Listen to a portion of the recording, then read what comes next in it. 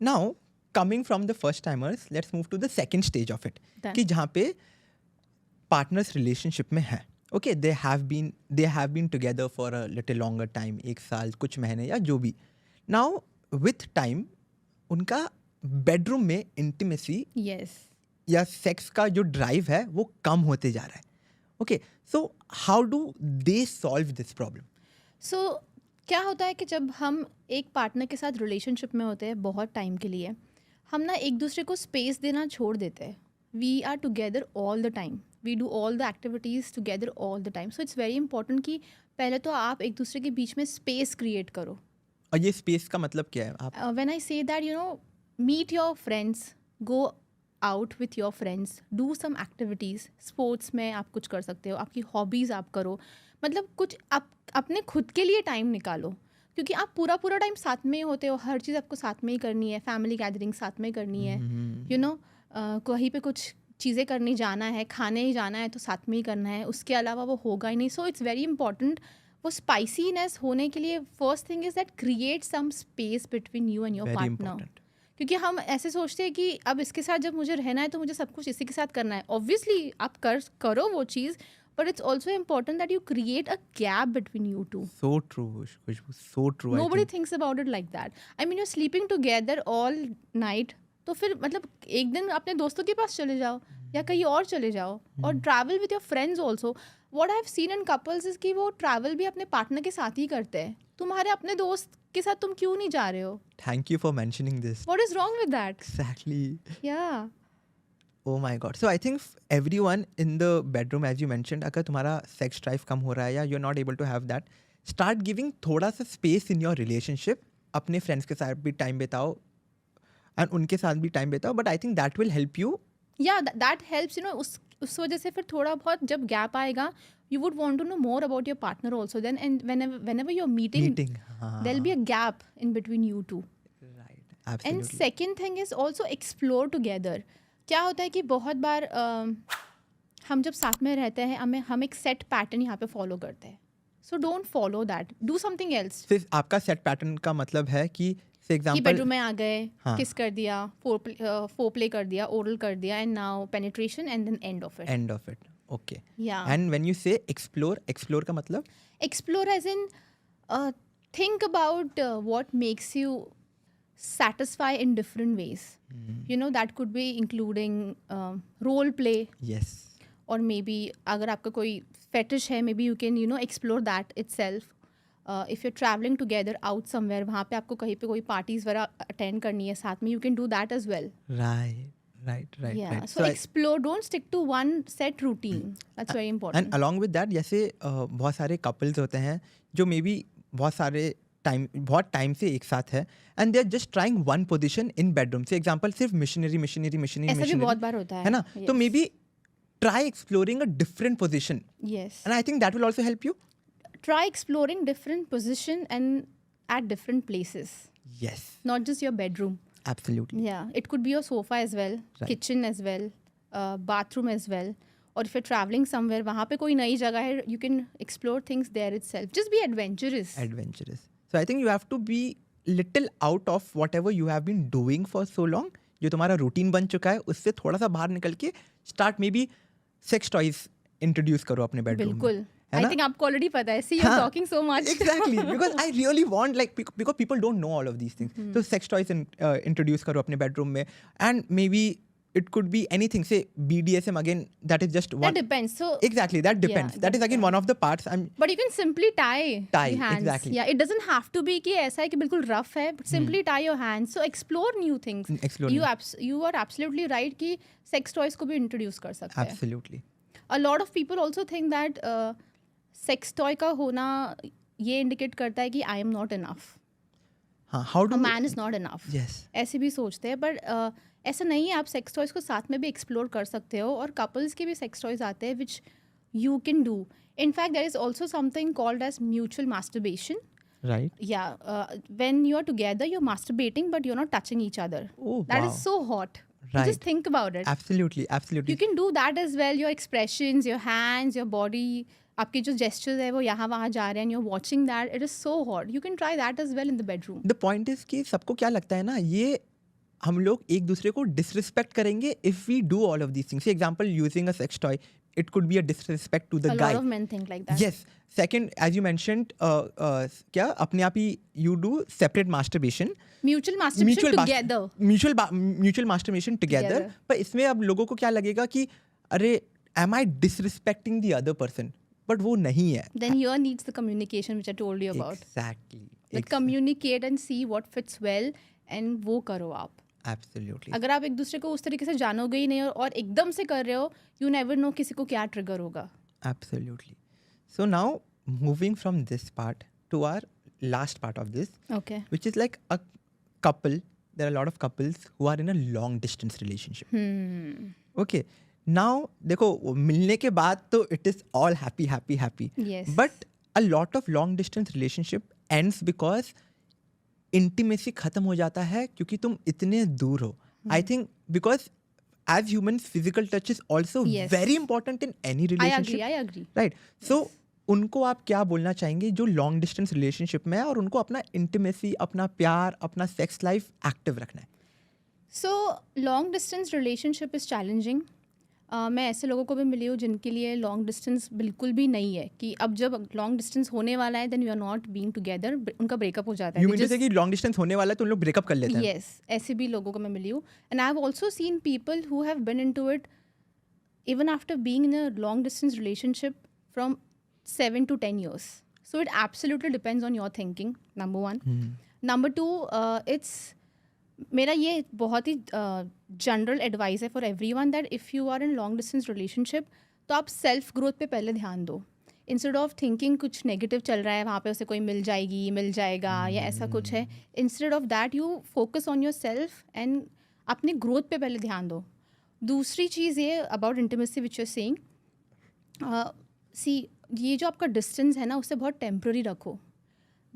Surprises दो, एकदम से उन्हें मिलने आओ. Have that sense of physical touch, it's very important. Intimacy and physical touch is very important. पर वो बहुत आप खींच नहीं सकते हो. जब भी आपको पॉसिबल होता है, come and meet your person. Second thing is you can always send flowers और यू कैन ऑलवेज सेंड, अगर आपको कुछ खाने को पसंद है और मैं अगर वो उसे भेज देती हूँ, it's such a sweet gesture. It's so simple but so sweet. यहाँ पे कितना अच्छा लगता है मुझे, मेरे हार्ट में बहुत अच्छा लगेगा if someone is doing that for me. हाँ, you can do that. Third is you can also go into sexting. Okay, yes. But that comes with trust. With trust, yes. You can do sexting. फिर call पे भी you can do dirty talking as well. Right. And long distance में एक चीज़ आपको ज़रूर करनी है कि बी इन टच. कम्युनिकेशन आपको रखना ही है. वीडियो कॉल करो, क्योंकि अगर आप बात नहीं करोगे तो वहीं से स्टार्ट हो जाएगा कि आपका रिलेशनशिप अब फेड अवे हो रहा है. Yes. And what you said, use sex toys as well, because अब ऐसे सेक्स टॉयज आए हैं मार्केट में wherein people can use it for long distance relationship also. बस एक ऐप होता है, there's a toy. Okay. Yeah, you can, like मैं यहाँ से कंट्रोल करूँगी and then वहाँ पे वो वाइब्रेट होगा. Oh, yeah. I think I've come across that one कि यहाँ पे तुम कोई भी जेस्चर बनाओगे, ऐसे एड बनाया तो वो वहाँ पे एड जैसा वाइब्रेशन होगा. There are vibrating patterns and then if you are on the call, audio call or video call, you can use that. Yes, so I think that is also very important. So maybe in long distance relationship में जो भी है, अगर हम लोग अगर sum up करें इसको क्विकली तो ये आ जाता है कि सबसे पहले तुम उनको छोटे छोटे सरप्राइजेस देते रहो. उनको that matters, yeah.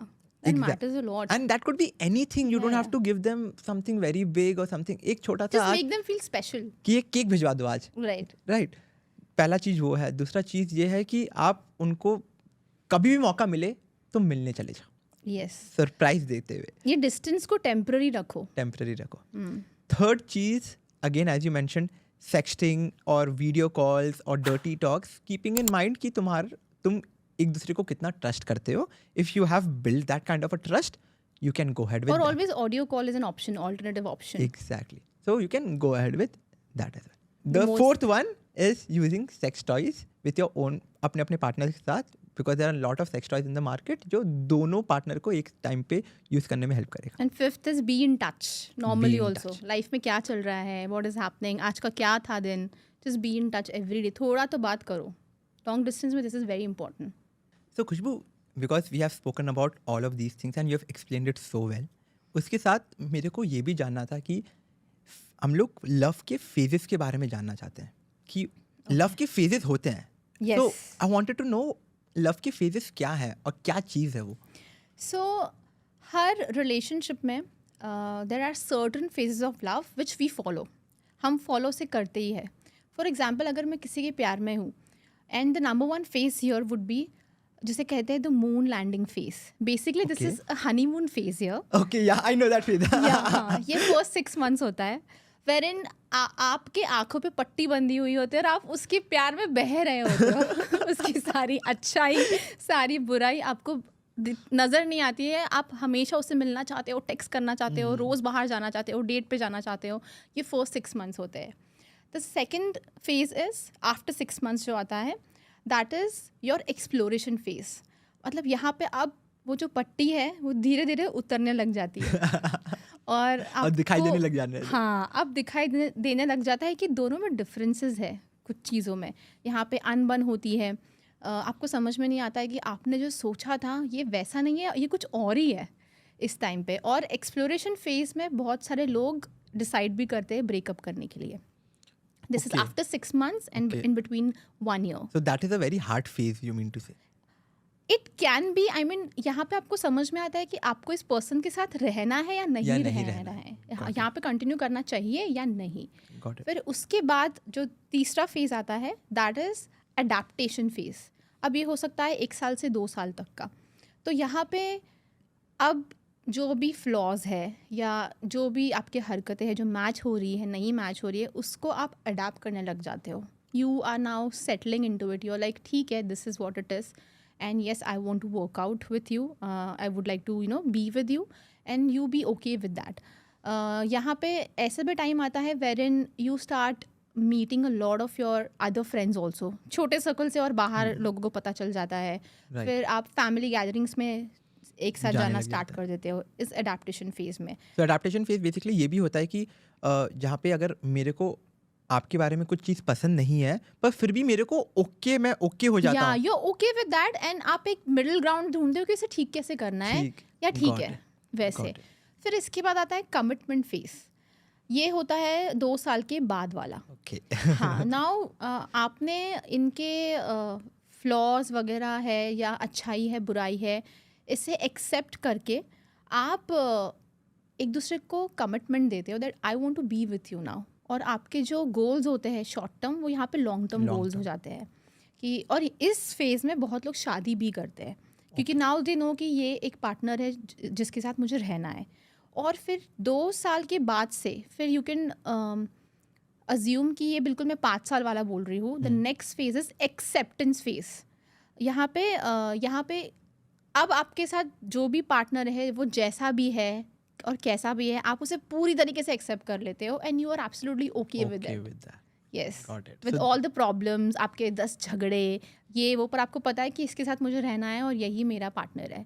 तो ये एक्सेप्टेंस फेज होता है. ऐसे 5 फेजेस ऑफ लव होते हैं जो हर रिलेशनशिप में लोग गुजरते हैं पर वो डिसाइड करते हैं कि कहाँ तक रहना है और कहाँ तक नहीं रहना है.